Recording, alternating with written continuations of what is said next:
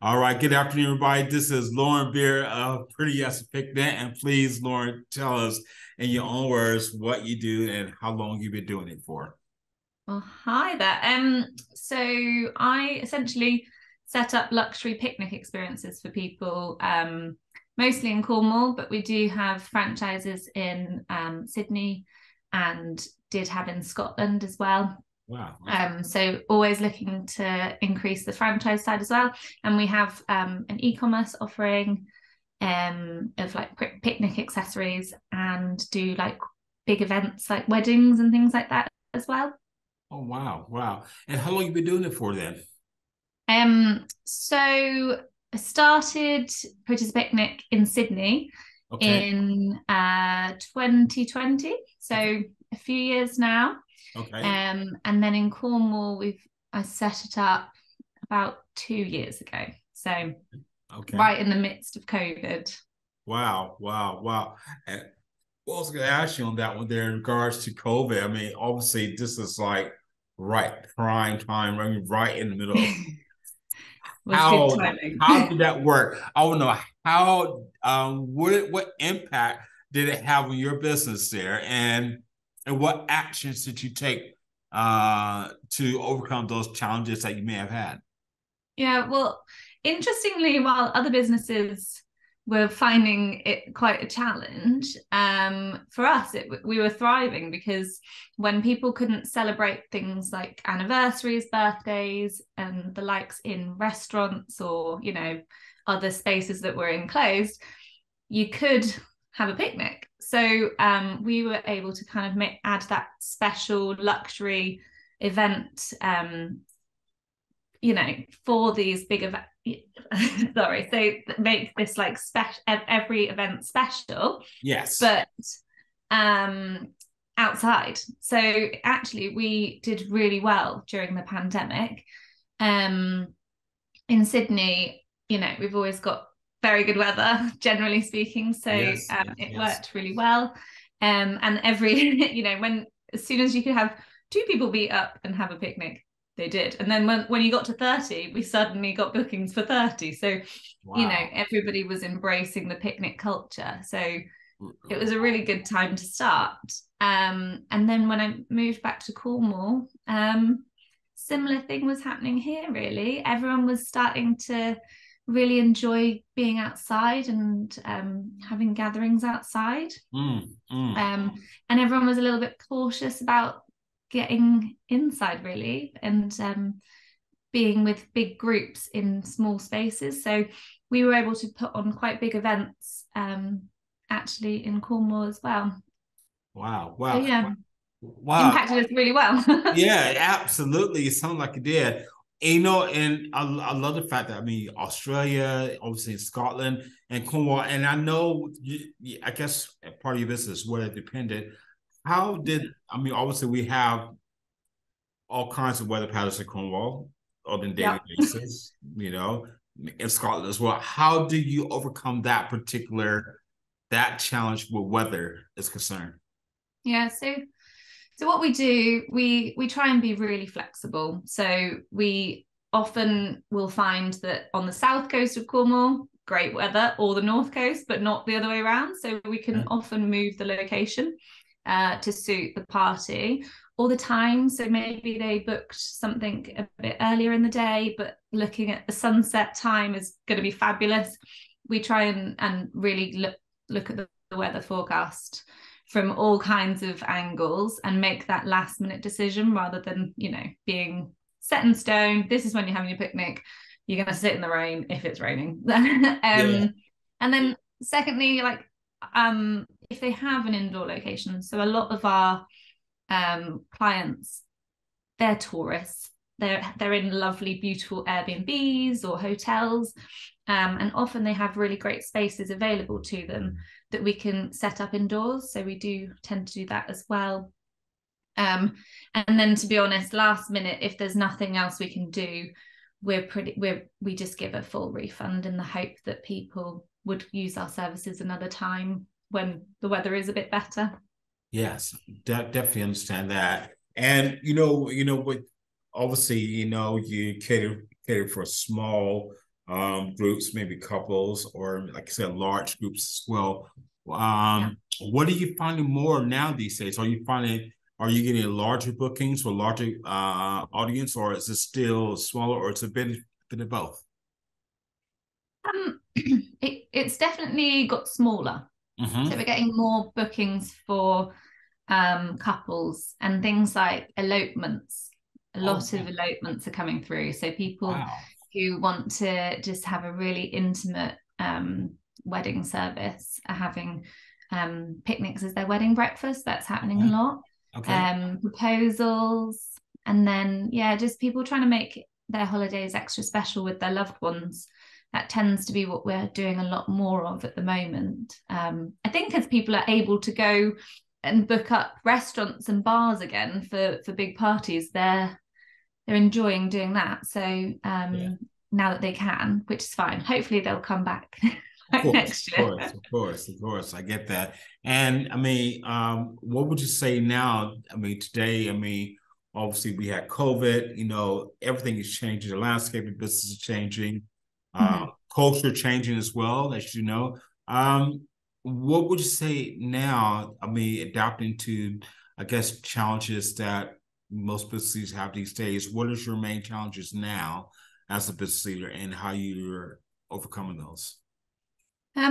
So I'd say the main challenge we've been having in more recent times is Mhm. like shipping. So All right. like I said, like I mentioned, we do have an e-commerce arm.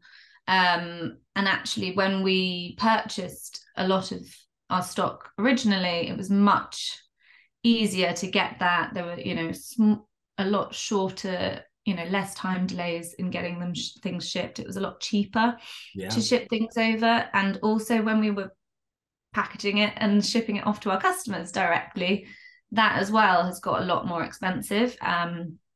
So we're having to find ways around that really, and just making sure that we really do want to purchase things and have the stock in, because we're holding on to it a lot Yeah. longer than we were previously. Like people just aren't shopping online as much as they were. Mm-hmm. I know it's not just us that's feeling that, but we'd like to not feel that. We'd like to be sending things out a lot more. Yeah. Um, and the weather's not been great this year so far. In No. Cornwall, we've struggled, but I think it's about to turn. We've got a picnic on Saturday, and the weather forecast is looking glorious. So Great, great, great, yeah, great. fingers crossed. Right. I could cut my grass. Yeah, yeah, me Wow, too. wow, that's great. And I was gonna say, I mean, as a business owner yourself, I mean, since you've been in business, since you started this, I mean, what if you found out about yourself? I mean, as a business leader. Gosh. I guess I've always been quite like jack of all trades. So I've always found myself happily getting my hands dirty in lots of things. Um, and the thing that I've been, my career has mostly been in marketing. And one thing that I've found interesting about being a business owner is I've very much left that to other people and All just right. Okay. and not concentrate on that. I think maybe because I would focus too much of my efforts on that, Okay. perhaps. So yeah, it's been interesting. Like my website, for example, while I did set it up all myself, that's a bit of my bread and butter. Like that's my main skill set, and yet I don't really spend much time developing it, which I should. So it's been interesting seeing where I want to put my efforts Yes. as a business owner, and making sure you get the return on investment, I guess, Yeah. Yeah. Yeah. for your time, because your time is very valuable when it's just Exactly. you doing everything. Yeah, that's right. That's right. That's right. And I mean, I guess now, I mean, if you had to start like all over again, um, what would you do differently? That's a really great question.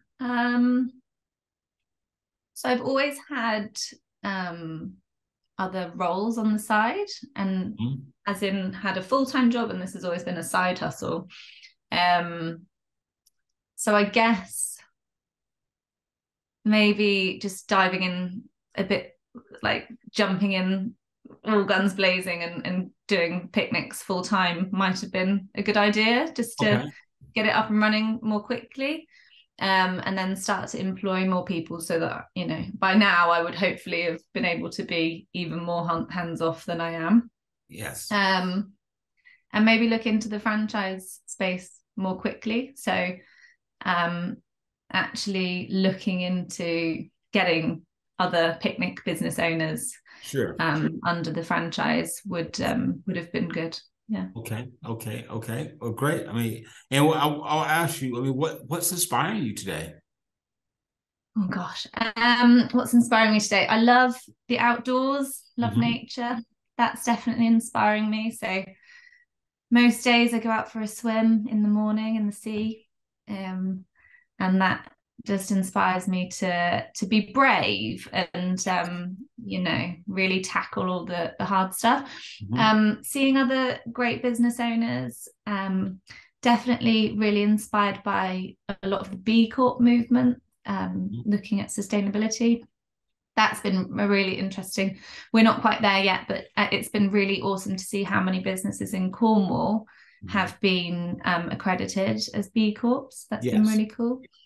And yeah, I took a holiday last week, so that's inspired me a little bit. Seeing that's great. New cultures, more food, lovely different designs and things, and yeah, loving it. Oh, great. And last but not least, I'll ask you, I mean, if you were to give your advice to a 18-year-old who wants to start their own business, what would you say to them? The first thing I would say is just go for it. If you've got that desire and passion, have a go. Be ready to fail fast. Like, if you get it wrong, it's okay. Just make sure you don't keep trying in that direction. And maybe have a look at how you can be more agile. So look at what's working and what's not, and make sure you're going towards what is.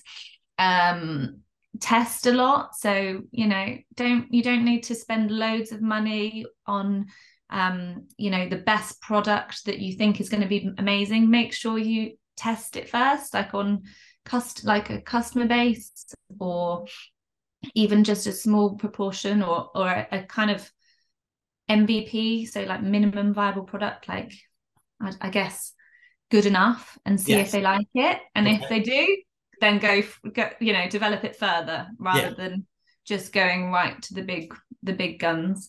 And then invest in marketing, I would say. And network. Definitely grow your network, partner with people, learn from each other, and make sure you're enjoying it. Hey, come on, that's so good.